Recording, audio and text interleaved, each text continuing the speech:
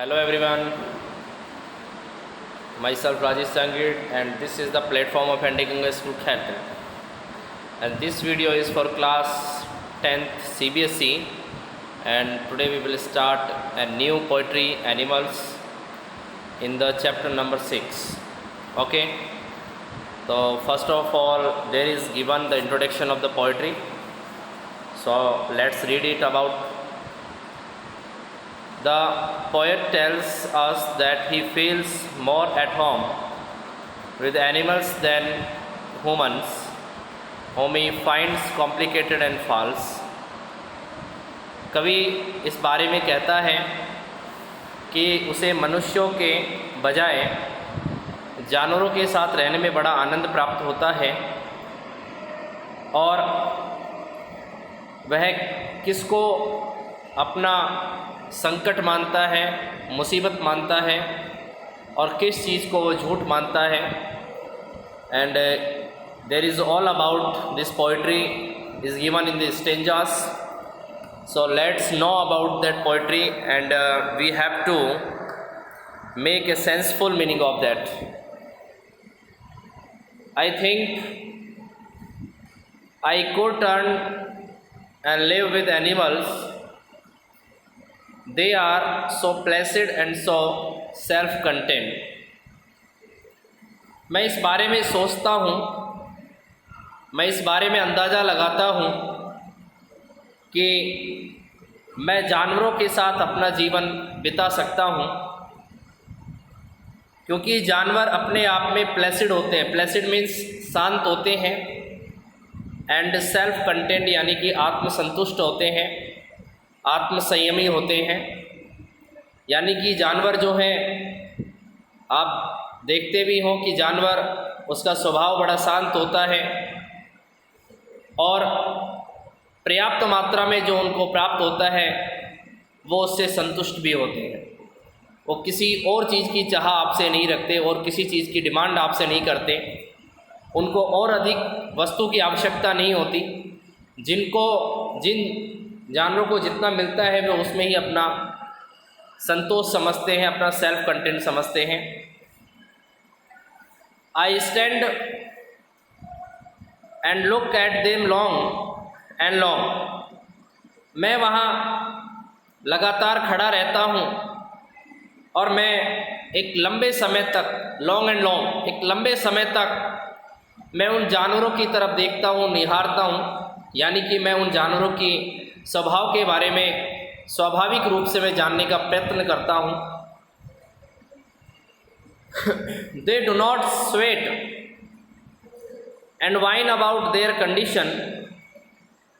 They do not lie awake in the dark and weep for their since. They do not make me sick discussing their duty to God. Not one is dissatisfied, not one is demented with the mania of owning of things. They do not sweat and whine about their condition. वे किसी भी चीज़ के लिए अपना पसीना नहीं बहाते, अनावश्यक परिश्रम नहीं करते, और वो अपनी स्थिति के लिए विलाप भी नहीं करते. वाइन यानी कि विलाप करना, अपनी किसी चीज़ को प्राप्त करने के लिए लालायित होना.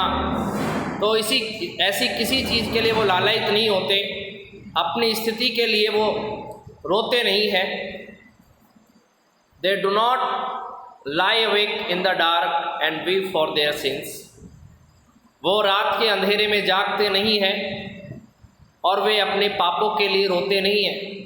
यानी कि जानवर का स्वभाव होता है कि वो किसी प्रकार की कोई चिंता नहीं करते. चिंता का मतलब होता है कि जो उन्होंने कार्य किया है, जो काम किया है, वो इस चीज़ के लिए पश्चाताप नहीं करते कि मैंने कोई गलत काम किया है, मैं उस चीज़ के लिए अपने आप को सज़ा दूं या फिर मैं ऐसा करूं.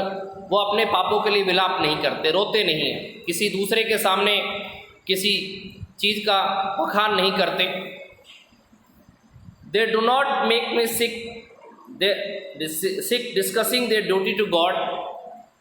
और वो भगवान के प्रति जो उनका कर्तव्य है इस बारे में बताकर इस बारे में डिस्कस करके अपने आप को बीमार नहीं करते, वो इस बारे में बखान नहीं करते कि भगवान के प्रति मेरा क्या कर्तव्य है, मैं भगवान के लिए ऐसा करता हूँ, मैं भगवान के लिए ऐसा नहीं करता। इस प्रकार की बातें करके वो ये समझाने का प्रयास नहीं करते कि भगवान के प्रति उनका क्या उत्तरदायित्व है।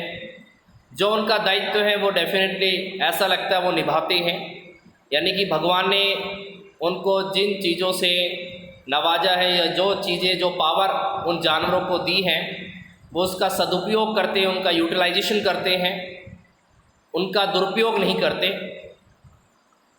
Not one is dissatisfied, not one is demented with the many of the owning things। कोई भी जानवर जो है असंतुष्ट नहीं है, वो सभी संतुष्ट है हर प्रकार की चीज़ों से, वो सेटिस्फाइड हैं, वो असंतुष्टि के बारे में किसी को नहीं बताते और वो किसी चीज़ को लेकर, किसी वस्तु को पाने के लालच में पागल नहीं होते। मनुष्य की प्रकृति होती है कि वह जितनी उसको आवश्यकता है उस आवश्यकता से ज़्यादा भी पाने की कोशिश करता है और उस चीज़ को पाने की लालसा में वो पागलपन का दिखावा करता है। वो ऐसा सोचता है कि मेरे पास ये नहीं है तो मैं इसको भी प्राप्त कर लूँ। Not one kneels to another, not to his kind that lived thousands of years ago। वो किसी के सामने घुटने नहीं फैलाते, किसी के सामने घुटने नहीं झुकाते कि मुझे आप ये दे दो, यानी कि किसी के सामने गिड़गिड़ाते नहीं है, किसी से कुछ मांगने की लालसा नहीं रखते, अपना स्वाभिमान नहीं गिरने देते। मनुष्य ऐसा व्यक्ति है जो किसी भी चीज़ को पाने की लालसा में अपने स्वाभिमान को भी गिरा देता है, वो अपने आप को दूसरे व्यक्ति के सामने झुका देता है। तो इस प्रकार से किसी भी व्यक्ति को ऐसा नहीं करना चाहिए और ख़ासकर जानवरों में इस प्रकार की विशेषता आपको बिल्कुल नहीं मिलेगी।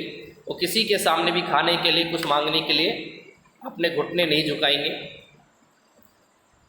Not to his kind that lived thousands of years ago. और वो हजारों साल पहले जिस प्रकार की ज़िंदगी जीते थे, जिस प्रकार की ज़िंदगी वो पहले जीते थे, आज भी उसी प्रकार की ज़िंदगी उनकी मिलती है। लेकिन मनुष्य पहले अपना स्वभाव अलग प्रकार की प्रकृति रखता था, लेकिन वर्तमान में आपने मनुष्यों को, उनकी प्रकृति को ऑब्ज़र्व किया होगा कि किस तरीके से आज के मॉडर्न एज में मनुष्यों ने, उन ह्यूमंस ने अपने नेचर को चेंज कर लिया है, अपनी प्रकृति को चेंज कर लिया है। Not one is respectable nor unhappy over the whole earth. So their relations to me and I accept them, they bring me tokens of my self, they evince them plainly in their possession। okay, तो not one is respectable or nor unhappy over the whole earth। कोई भी जानवर जो है वो आदरणीय नहीं है, मतलब वह किसी प्रकार से अपने लिए सम्मान प्राप्त करने के लिए किसी से नहीं कहते। और इस पूरी धरती पर जो जानवर हैं वो नाखुश होने का दिखावा भी नहीं करते कि मैं नाखुश हूँ या मुझे किसी प्रकार का आदर नहीं मिला इसलिए मैं नाखुश हूँ, तो इस प्रकार का वो दिखावा बिल्कुल नहीं करते। So they show their relations to me. ऐसा लगता है जैसे कि जानवर मुझसे अपना संबंध दिखाते हैं, ऐसा लगता है कि मैं जानवरों से संबंध रखना चाहता हूँ, ऐसा लगता है कि मनुष्यों से नहीं बल्कि मैं जानवरों से अपने संबंध बनाऊं। और मैं उनसे संबंध बनाने के लिए इस बात को स्वीकार भी करता हूँ कि शायद मेरा रिश्ता उन जानवरों से होना चाहिए जो सेल्फिश नहीं है, जो किसी चीज़ का दिखावा नहीं करते, जो अपने पापों के लिए रोते नहीं हैं, जो भगवान के प्रति कर्तव्य के लिए डिस्कस नहीं करते, मैं उनसे संबंध रखना चाहता हूँ। They bring me tokens of my self, they evince they plainly in their position. और जो गुण, जो सकारात्मक भाव उन जानवरों में पाया जाता है, ऐसा लगता है कि इस प्रकार के गुण वो मुझे भी देना चाहते हैं।